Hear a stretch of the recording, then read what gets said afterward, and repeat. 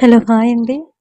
ఈరోజు మనం చెప్పుకునే స్టోరీ భార్యమణి ఎపిసోడ్ 14. ఇందాక ఏదో ఆఫీస్ గొడవలో ఉండి నీపై అరిచాను, కానీ నాకు నీ మీద కోపం రాదు జనని అంటాడు అభి. అభి అంత దగ్గరగా ఉండేసరికి ఏదోలా ఉండి, సరే ముందు నన్ను వదలండి అని అంటుంది జనని. మరి నాకు ఆకలిగా ఉంది, భోజనం పెడతావా అని అంటాడు అభి. ఇందాక వద్దన్నారు, ఏంటి మళ్ళీ ఆకలి అంటున్నారు అంటుంది జనని. నిజంగానే ఆకలిగా ఉంది అనగానే, నాకు తెలుసండి, అందుకే తీసుకొని వచ్చాను అని అంటుంది జనని.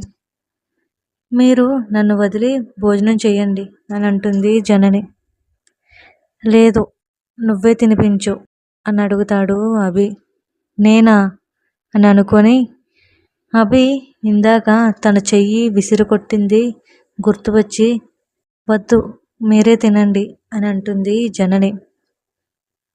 అంటే నీకు ఇంకా నా మీద కోపం పోలేదు కదా, సరే అయితే నాకేమీ వద్దు, కానీ నువ్వెళ్ళు.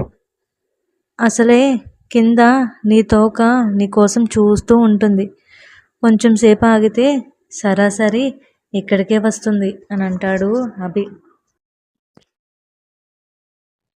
తోకనా? తోక ఏంటి అని అంటుంది జనని. ఇంకేంటి, మీ ఫ్రెండ్ మాధవి వచ్చినప్పటి నుండి నిన్ను తోకలా అంటిపెట్టుకుని ఉంది. వచ్చినప్పటి నుండి నిన్ను నా దగ్గర కాకుండా తన గదిలో పడుకునేలా చేసింది. పోనీలే, ఒక 10 నిమిషాలైనా నీతో గడుపుదామంటే అసలు నీతో మాట్లాడే టైం కూడా ఇవ్వడం లేదు. అందుకే నీకు తోక అంటున్నా. జననికి అభి మాటలకు నవ్వొస్తుంది. ఆయన చెప్పింది నిజమే. కాలేజీలో కూడా అంతే, నాతో ఎవరిని మాట్లాడనిచ్చేది కాదు. ఎప్పుడు నన్ను బాగానే చూసుకుంటూ వచ్చింది. ఇప్పుడు నేను ఈయనతో వీళ్ళింట్లో ఉంటాను కదా, చాలా చాలా ఇబ్బంది పడుతుంది అని అనుకుంటూ ఉంటుంది జనని. అభి జనని మొహంపై చిటికి వేసి, ఏంటి ఆలోచిస్తున్నావు అని అంటాడు. ఏమీ లేదండి, దానికి నిజంగానే నేనంటే ఇష్టం. ఇప్పుడు నేను నీతో వచ్చేస్తే ఎలా ఉంటుందో అని ఆలోచిస్తున్నా అని అంటుంది జనని. ఎంత ఫ్రెండ్ అయితే మాత్రం మొగుడితో కాపురం చేసుకునివ్వకపోతే ఎలా అని జననిని గట్టిగా తన కౌగిలిలో బంధిస్తాడు అభి. అభి ఒక్కసారిగా తనని అంత గట్టిగా పట్టుకునేసరికి జననికి తన గుండె చప్పుడు తనకే వినిపిస్తుంది. అభి జనని మొహంపై ఊది, ఏంటి మళ్ళీ ఊహల్లో తేలుతున్నావా అని అడుగుతాడు అభి. ఏమీ లేదు, కానీ కొంచెం వదలండి అని అంటుంది జనని. మరి నా ఆకలి సంగతి ఏంటి అని కన్ను కొట్టి అడుగుతాడు అభి. ఏంటో ఈరోజు మీరు కొంచెం తేడాగా బిహేవ్ చేస్తున్నారు అని అంటుంది జనని. నేనేమన్నాను, నాకు ఆకలి తీర్చేసి వెళ్ళన్నాను అంతే కదా అని జనని మెడపై తన పెదాలతో రాస్తూ అడుగుతాడు అభి. వెంటనే జనని గుండె జారిపోయి అభిని వెనక్కి నెడుతుంది. ఏమైంది అని అడుగుతాడు అభి. ఏమీ లేదండి, కింద కొంచెం పనులున్నాయి, మళ్ళీ వస్తాను అనుకొని బయటికి వెళ్ళబోతుంటే చెయ్యి పట్టుకొని ఆపి, నువ్వు పెట్టకపోతే నేను తినను అంటాడు అభి. జనని ఇంకా తప్పేలా లేదని ప్లేట్ తీసుకొని అభికి తినిపిస్తుంది. అభికి తినిపించి హ్యాండ్ వాష్ చేసుకునేసరికి జనని జనని అని అరుస్తూ లోపలికి వస్తుంది మాధవి. అదిగో చూడు, వచ్చింది నీ తోక అన్నట్టు చూశాడు అభి జనని వైపు. జననికి నవ్వు వచ్చి, ఏంటే ఎందుకు అలా అరుస్తున్నావు అని అడుగుతుంది.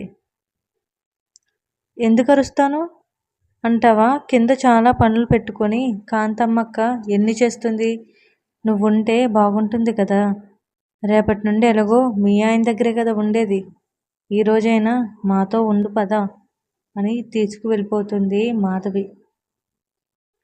నిజంగానే తోక అని అభి అనుకుంటూ ఉంటాడు. తర్వాత రోజు అభితో చేయించవలసిన పనులన్నీ పట్టాభి గారు దగ్గరుండి జరిపిస్తారు. జననికి తాతయ్య ఫోటోని చూసి ఏడుపొస్తుంటే వద్దని కళ్ళతోనే అభి సైగ చేస్తాడు. ఏడవను అని కళ్ళతోనే సైగ చేసి చెప్తుంది జనని. అన్నీ మంచిగా జరిగాయి. భోజనాలు చేసి అందరూ వెళ్తున్నారు. 3 అయ్యేసరికి ఎక్కడ వాళ్ళు అక్కడికి వెళ్ళారు. ఇంట్లో వాళ్ళు మాత్రమే ఉన్నారు. జనని వెళ్తుందని వీధిలో ఆడవాళ్ళు కూడా ఉన్నారు. అభి అన్నీ రెడీ చేసుకొని కిందకున్నాడు. జనని ఫ్రెష్ అయ్యి కిందకు వస్తుంది. కాంతమ్మ చూసి, ఏంటమ్మా మొదటిసారి అత్తవారింటికి వెళ్తున్నారు కదా, చీర కట్టుకోండి అని అంటుంది కాంతమ్మ. లేదు కాంతమ్మ, నాకు ఇంట్రెస్ట్ లేదు అని అంటుంది జనని. మీ గురించి కాదమ్మా, వాళ్ళేమనుకుంటారు, ముందు పదండి అని లోపలికి తీసుకొని వెళ్ళి బీరువాలోని ఒక పట్టు చీర తీసి ఇచ్చి కట్టుకోండి అని అంటుంది. బాబోయ్, పట్టు చీర ఇప్పుడు అవసరమా అని అడుగుతుంది జనని. అవసరమే అమ్మా, మీకేమీ తెలియదు, మీరుండండి. ఏమీ లేనట్టు వెళ్తే మిమ్మల్ని మీ పుట్టింటిని చిన్న చూపుతో చూస్తారు. అదే తాతయ్య గారు ఉంటే ఎంత ఆడంబరంగా పంపేవారు. అయినా ఈరోజు తాతయ్య గారికి కార్యక్రమం జరిగింది, లేకపోతే సారెలు తీసుకొని వెళ్దురు అని కంటనీరు పెట్టుకుంటుంది కాంతమ్మ. ఇప్పుడేమైంది కాంతమ్మ, సరే నేను ఈ చీర కట్టుకోవాలి అంతే కదా అని చీర తీసుకొని కట్టుకుంటుంది జనని. పసుపు రంగు పట్టు చీరకి గ్రీన్ కలర్ బార్డర్ వచ్చింది. ఆ చీరలో పుట్టబొమ్మలా ఉన్న జననిని చూసి ఎంత బాగున్నారమ్మా అని, సరే తాతయ్య గారు మీకు చేయించిన నగలు పెట్టుకోండి అని అంటుంది కాంతమ్మ. సరే అని చిన్న నెక్లెస్ పెట్టుకొని దానికి మ్యాచింగ్ ఇయర్ రింగ్స్ పెట్టుకుంది. ఉండండి అమ్మా అని ఇంకో హారం కూడా తీసి పెడుతుంది కాంతమ్మ. అయ్యో కాంతమ్మ, నేను ఇవన్నీ మోయలేనే అని అంటుంది జనని. ఈ ఒక్క రోజుకి అమ్మా ప్లీజ్ అని అంటుంది కాంతమ్మ. వడ్డానం కూడా తీస్తుంటే కాంతమ్మ అని కళ్ళు పెద్దవి చేసేసరికి, సరే మీ ఇష్టం ఇక వద్దులే అని ఒక నవ్వు నవ్వి, సరే రండి జడ వేస్తాను అని జడ వేసి పూలు పెడుతుంది కాంతమ్మ. ఈసారి పదండి అని కిందకు తీసుకొని వెళ్తుంది కాంతమ్మ. జనని వస్తుంటే అభి అలా చూస్తూ ఉండిపోయాడు. ఎంత బాగుంది, అబ్బా బాపు బొమ్మలా ఉంది అనుకుని బ్యూటిఫుల్ అని పైకే అనేస్తాడు.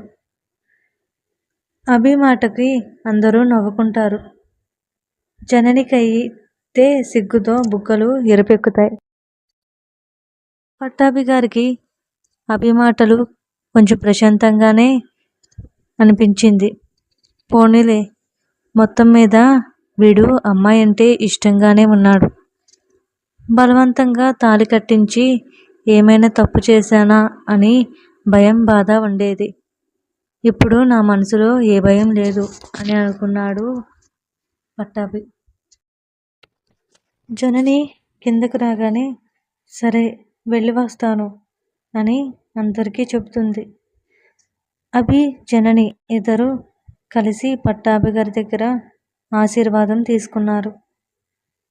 అక్కడ ఉన్న ఆడవాళ్ళలో ఒకరు, జనని ఏంటమ్మా కాళ్ళకి మెట్టెలు, మెడలో నల్లపూసలు, పాపిట్లో సింధూరం ఏమీ పెట్టుకోలేదు, ఏంటి తల్లి అని అడుగుతారు.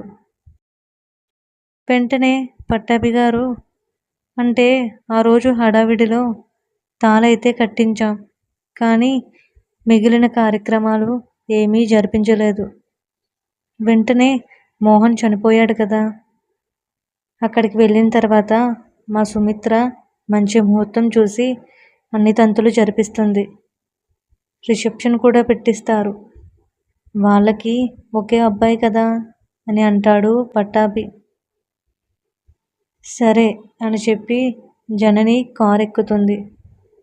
ఉండండి, నేను అక్కడికే కదా, నన్ను మా ఫ్లాట్ దగ్గర దింపేసి మీరు వెళ్ళండి అని కారు ఎక్కేస్తుంది మాధవి. ఇప్పుడు కూడా వదలదా తోక అన్నట్టుగా అభి జనని వైపు చూస్తాడు. జనని నవ్వుతుంది. అందరికీ వీడ్కోలు చెబుతూ ఉంటే అభి కార్ ముందుకు పోనిస్తాడు. ఇదండి ఎపిసోడ్. ఈరోజు ఎపిసోడ్ నచ్చినట్లయితే లైక్ చేయండి, కామెంట్ చేయండి, షేర్ చేయండి. నెక్స్ట్ ఎపిసోడ్ నోటిఫికేషన్ కోసం సబ్స్క్రైబ్ కూడా చేసుకోండి.